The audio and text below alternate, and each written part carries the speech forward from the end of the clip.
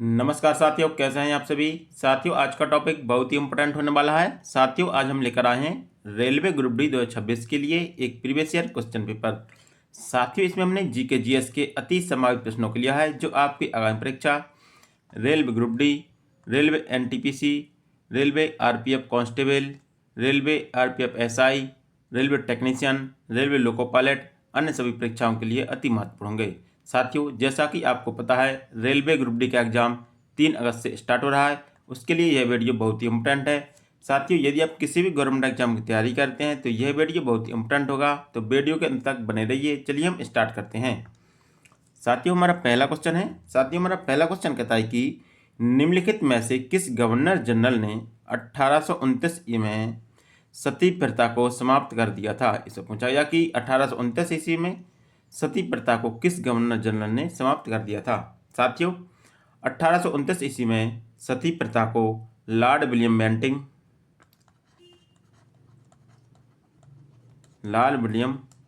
Bentinck और राजा राम मोहन राय के प्रयास से 1829 में सती प्रथा को समाप्त कर दिया था। तो इसका राइट आंसर हो जाएगा option B, Lord William Bentinck. हमारा अगला क्वेश्चन है। साथियों, हमारा अगला क्वेश्चन कहता है कि 1919 में जलियांवाला बाग हत्याकांड के समय भारत का वायसराय कौन था। इस पूछा गया कि 1919 में जलियांवाला बाग हत्याकांड के समय भारत का वायसराय कौन था। साथियों, जलियांवाला बाग हत्याकांड 13 अप्रैल 1919 ईस्वी को हुआ था। ठीक है, उस समय भारत के वायसराय थे लॉर्ड चेम्सफोर्ड। कौन? लॉर्ड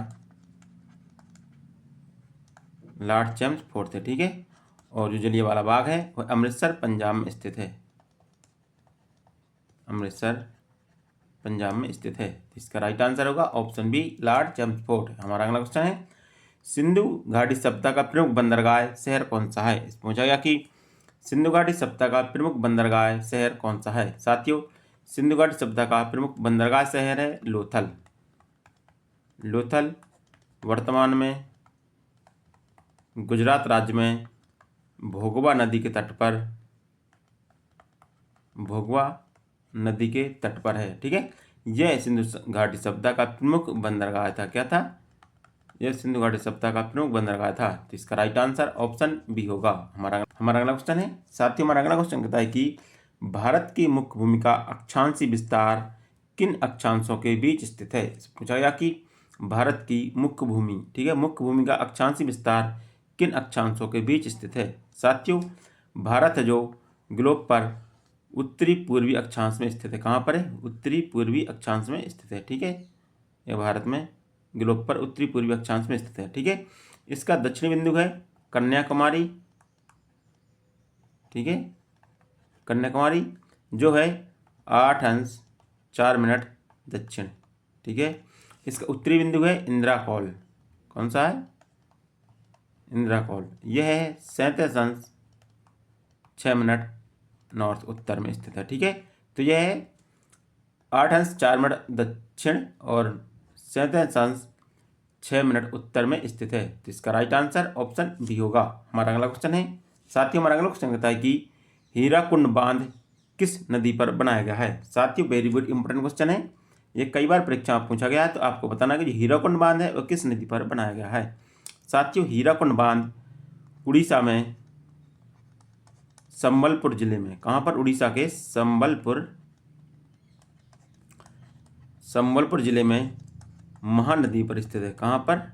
संबलपुर जिले में महानदी पर स्थित है। ठीक है, यह भारत का सबसे लंबा एवं विश्व का सबसे लंबा बांध है। ठीक है, और यह महानदी पर स्थित है। इसका राइट आंसर ऑप्शन ए होगा। हमारा अगला क्वेश्चन है।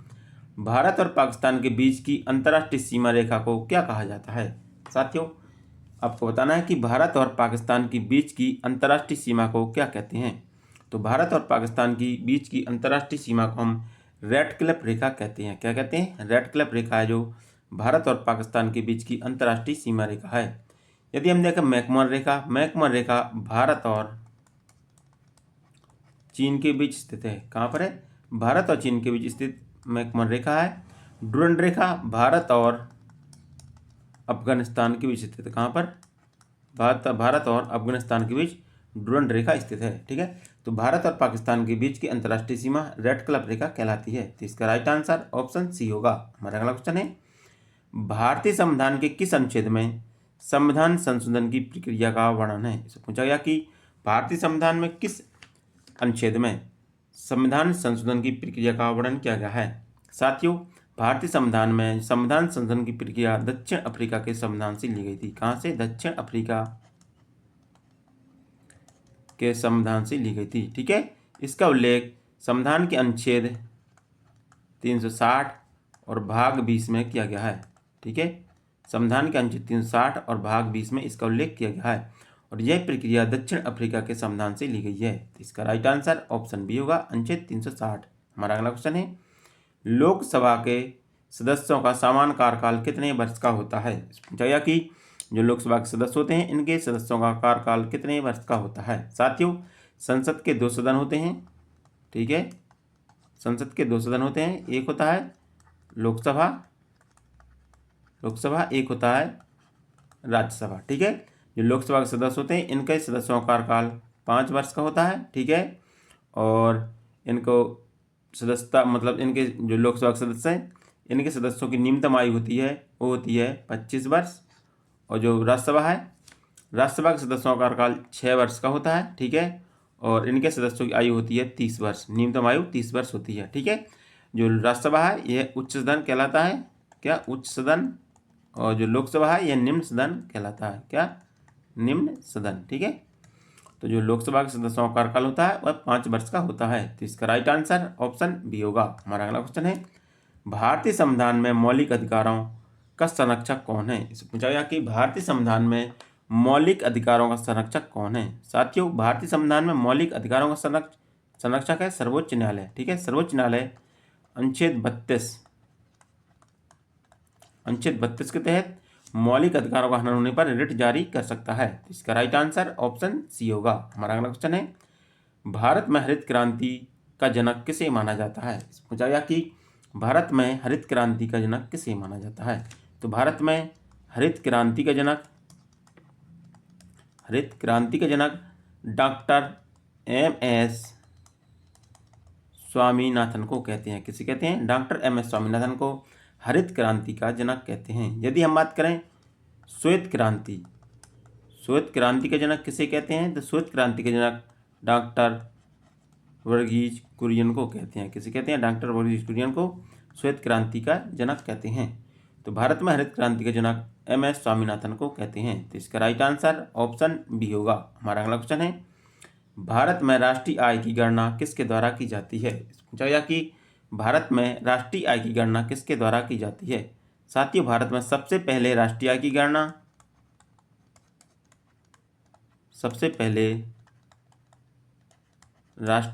गणना दादा भाई नेहरू जी के द्वारा की गई थी। किसके द्वारा? दादा भाई नेहरू जी के द्वारा की गई थी। ठीक है, भारत में राष्ट्रीय आय की गणना केंद्रीय सांख्यिकी संगठन के द्वारा की जाती है। तो इसका राइट आंसर ऑप्शन बी होगा, ऑप्शन सी होगा। हमारा अगला क्वेश्चन है, वस्तु एवं सेवा कर परिषद का अध्यक्ष कौन होता है। इससे पूछा गया कि GST परिषद का अध्यक्ष कौन होता है। साथियों, GST परिषद का अध्यक्ष केंद्रीय वित्त मंत्री होते हैं। ठीक है, केंद्रीय वित्त मंत्री होते हैं जो GST परिषद के अध्यक्ष होते हैं। तो इसका राइट आंसर ऑप्शन बी होगा। हमारा अगला क्वेश्चन है, ध्वनि की तीव्रता मापने के लिए किस इकाई का उपयोग किया जाता है। पूछा गया कि ध्वनि की तीव्रता किस इकाई में मापी जाती है। साथियों, ध्वनि की तीव्रता हम डेसीबल में मापते हैं। किसमें? डेसीबल में मापते हैं। यदि हम बात करें कि ध्वनि की आवृत्ति का मात्रक क्या है, तो आवृत्ति का मात्रक है हर्ट्ज। ठीक है, आवृत्ति का मात्रक है हर्ट्ज और ध्वनि की तीव्रता का मात्रक है डेसीबल। इसका राइट आंसर ऑप्शन बी होगा। हमारा अगला क्वेश्चन है, प्रकाश वर्ष किसकी इकाई है। इससे पूछा गया कि प्रकाश वर्ष किसकी इकाई है। तो प्रकाश वर्ष दूरी की इकाई है। ठीक है, और प्रकाश द्वारा एक वर्ष में चली गई दूरी को हम प्रकाश वर्ष कहते हैं। इसका राइट आंसर ऑप्शन बी होगा। हमारा अगला क्वेश्चन कहता है कि निकट दृष्टि दोष को ठीक करने के लिए किस लेंस का उपयोग किया जाता है। पूछा गया कि निकट दृष्टि दोष को ठीक करने के लिए किस लेंस का उपयोग किया जाता है। साथियों, जो दृष्टि दोष होते हैं वो 2 प्रकार के होते हैं। एक होता है निकट दृष्टि दोष। ठीक है,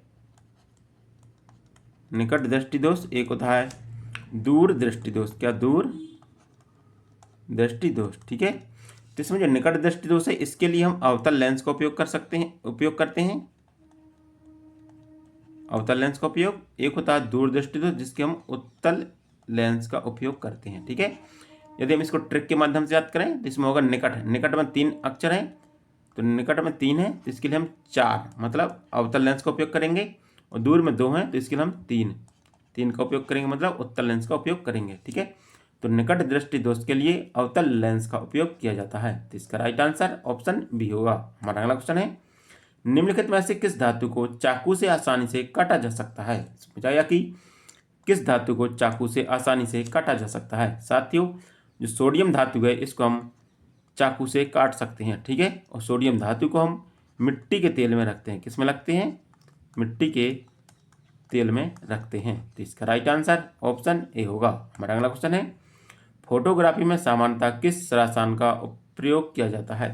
पूछा कि फोटोग्राफी में सामान्यतः किस रसायन का प्रयोग किया जाता है? तो फोटोग्राफी में सामान्यतः सिल्वर ब्रोमाइड का उपयोग किया जाता है। किसका? सिल्वर ब्रोमाइड का उपयोग किया जाता है, तो इसका राइट आंसर ऑप्शन बी होगा। हमारा अगला क्वेश्चन है, भारी जल का रासायनिक सूत्र क्या है? पूछा कि भारी जल का रासायनिक सूत्र क्या है? तो भारी जल का रासायनिक सूत्र है D2O। ठीक है, ड्यूटेरियम ऑक्साइड। भारी जल का रासायनिक सूत्र है D2O, जिसे हम ड्यूटेरियम ऑक्साइड कहते हैं। इसका राइट आंसर ऑप्शन बी होगा। हमारा अगला क्वेश्चन है, मानव के शरीर की सबसे बड़ी ग्रंथि कौन सी है? पूछा कि मानव के शरीर की सबसे बड़ी ग्रंथि कौन सी ग्रंथि है? तो मानव के शरीर की सबसे बड़ी ग्रंथि है यकृत ग्रंथि। ठीक है, यकृत ग्रंथि में पित्तरस का निर्माण होता है। किसका? पित्तरस का निर्माण होता है। यदि आपसे पूछा जाए कि पित्तरस कहाँ एकत्रित होता है, तो पित्तरस पित्ताशय में एकत्रित होता है। किसमें? पित्ताशय में एकत्रित होता है। ठीक है, तो मानव शरीर की सबसे बड़ी ग्रंथि यकृत ग्रंथि है, इसका राइट आंसर ऑप्शन बी होगा। हमारा अगला क्वेश्चन है, साथियों हमारा अगला क्वेश्चन कहता है कि मानव रक्त का पीएच मान लगभग कितना होता है? पूछा गया कि मानव रक्त का पीएच मान कितना होता है? तो मानव रक्त का पीएच मान 7.4 होता है। कितना होता है? 7.4 मानव रक्त का पीएच मान होता है, इसका राइट आंसर ऑप्शन बी होगा। हमारा अगला क्वेश्चन है, स्कर्वी रोग किस विटामिन की कमी के कारण होता है? पूछा गया कि स्कर्वी रोग है वो किस विटामिन की कमी के कारण होता है? साथियों, स्कर्वी रोग विटामिन सी की कमी के कारण होता है। ठीक है, और स्कर्वी रोग में मसूड़ों से खून आने लगता है। क्या आने लगता है? स्कर्वी रोग में मसूड़ों से खून आने लगता है, इसका राइट आंसर ऑप्शन डी होगा। हमारा अगला क्वेश्चन है, कंप्यूटर का मस्तिष्क किसे कहा जाता है? पूछा गया कि ब्रेन ऑफ कंप्यूटर किसे कहा जाता है? तो कंप्यूटर का मस्तिष्क सीपीयू को कहते हैं। किसे कहते हैं? सीपीयू को कंप्यूटर का मस्तिष्क कहते हैं, तो इसका राइट आंसर ऑप्शन सी होगा। हमारा अगला क्वेश्चन है, रैम का पूर्ण रूप क्या है?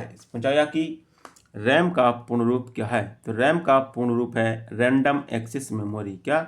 रैंडम एक्सेस मेमोरी रैम का पूर्ण रूप है, इसका राइट आंसर ऑप्शन बी होगा। हमारा अगला क्वेश्चन है, पहली पीढ़ी के कंप्यूटरों में मुख्य इलेक्ट्रॉनिक घटना के रूप में किसका उपयोग किया जाता था?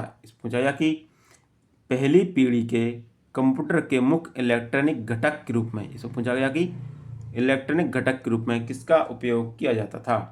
तो इलेक्ट्रॉनिक घटक के रूप में वैक्यूम ट्यूब का उपयोग किया जाता था। किसका? वैक्यूम ट्यूब का उपयोग किया जाता था, इसका राइट आंसर ऑप्शन बी होगा। हमारा अगला क्वेश्चन है, साथियों हमारा अगला क्वेश्चन कहता है कि विश्व पर्यावरण दिवस कब मनाया जाता है? सब पूछा जाएगा कि विश्व पर्यावरण दिवस जो कब मनाया जाता है? तो विश्व पर्यावरण दिवस 5 जून को मनाया जाता है, तो इसका राइट आंसर ऑप्शन ए होगा। हमारा अगला क्वेश्चन है, साथियों हमारा अगला क्वेश्चन कहता है कि संयुक्त राष्ट्र संघ का मुख्यालय कहाँ पर स्थित है? पूछा जाएगा कि संयुक्त राष्ट्र संघ का मुख्यालय कहाँ पर स्थित है? तो संयुक्त राष्ट्र संघ का मुख्यालय न्यूयॉर्क में स्थित है। कहाँ पर? न्यूयॉर्क में स्थित है, तो इसका राइट आंसर ऑप्शन बी होगा। हमारा अगला क्वेश्चन है, साथियों हमारा अगला क्वेश्चन कहता है कि डांसिंग गर्ल की प्रसिद्ध मूर्ति सिंधु घाटी सभ्यता के किस स्थल से प्राप्त हुई है? पूछा गया कि डांसिंग गर्ल जो सिंधु घाटी सभ्यता की प्रसिद्ध मूर्ति है वह कहाँ से प्राप्त हुई है? तो डांसिंग गर्ल की मूर्ति है जो मोहनजोदड़ो से प्राप्त हुई है। कहाँ से? मोहनजोदड़ो से प्राप्त हुई है, तो इसका राइट आंसर ऑप्शन बी होगा। हमारा अगला क्वेश्चन है, 2026 में होने वाले फीफा विश्व कप की मेजबानी कौन से देश संयुक्त रूप से कर रहे हैं। इसमें पूछा गया कि फीफा विश्व कप 2026 की मेजबानी कौन से देश हैं जो संयुक्त रूप से कर रहे हैं। तो फीफा विश्व कप की मेजबानी संयुक्त रूप से संयुक्त राज्य अमेरिका, मेक्सिको, ठीक है, और कनाडा, ठीक है, ये तीनों मिलकर संयुक्त रूप से कर रहे हैं। इसका राइट आंसर ऑप्शन बी होगा। हमारा अगला क्वेश्चन है साथियों, हमारा अगला क्वेश्चन कहता है कि 2026 में होने वाले एशियाई खेलों का मेजबान देश कौन सा है। इस पूछा गया कि 2026 में होने वाले एशियाई खेलों का मेजबान देश कौन सा है। तो 2026 में एशियाई खेल जापान में खेले जाएंगे। कहाँ पर?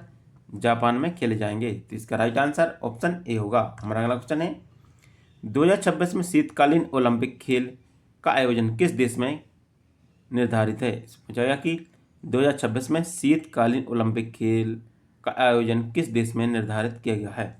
तो 2026 में जो शीतकालीन ओलंपिक खेल हैं वो इटली में खेले जाएंगे। कहाँ पर? इटली में खेले जाएंगे। तो इसका राइट आंसर ऑप्शन डी होगा।